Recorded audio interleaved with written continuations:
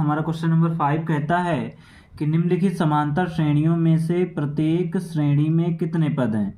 यानी समांतर श्रेणी ये दी गई है तो बताना इस श्रेणी में कितने पद हैं।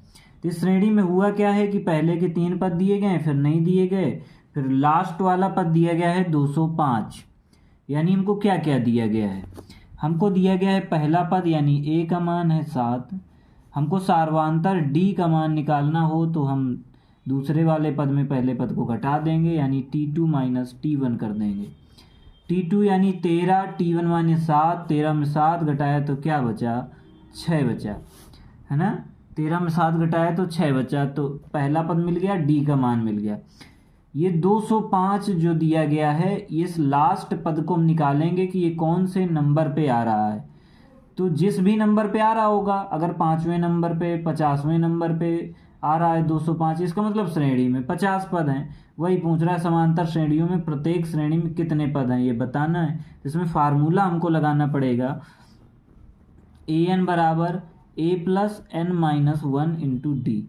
तुमको बताना है n का मान, कि ये 205 को मान लेते हैं an, है ना। तो 205 हो गया हमारा an। तो n का मान निकालेंगे कि ये कौन से नंबर पे आ रहा है, वही n का मान निकलेगा। a का मान कितना है 7 प्लस n माइनस 1, तो n माइनस 1 कर दो। d का मान क्या आया था 6, d की जगह पर 6 कर दो। 205 है लिख दो, 7 पक्षांतर कर लाओ, माइनस का हो जाएगा, इधर क्या हो जाएगा 6n माइनस 1 हो जाएगा। 205 में 7 घटाइए तो क्या बचेगा 198 बचेगा। क्या बचेगा 198। इधर क्या है 6n माइनस 1, n माइनस 1 और 6 के बीच में कौन सा चिन्ह आप कहोगे, गुणा का। 6 इधर ले आओ तो पक्षांतर हो जाए, इधर गुणा है तो इधर क्या हो जाएगा भाग। तो 198/6 हो जाएगा। इधर क्या बचेगा n माइनस का 1, 6 का भाग दे दो 198 में, 6 त्रिक का 18, 1 बचा, 6 त्रिक का 18, 33। यहाँ पर n माइनस 1, n का मान निकालेंगे, 1 को इधर पक्षांतर कर ले जाएंगे तो क्या हो जाएगा, ये माइनस का 1 उधर जाएगा प्लस का 1, तो n बराबर हो जाएगा 33 और 1 34।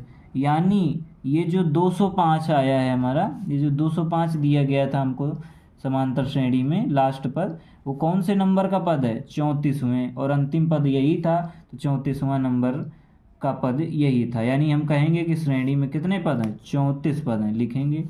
अतः श्रेणी में कितने पद हैं, 34 यानी 34 पद हैं।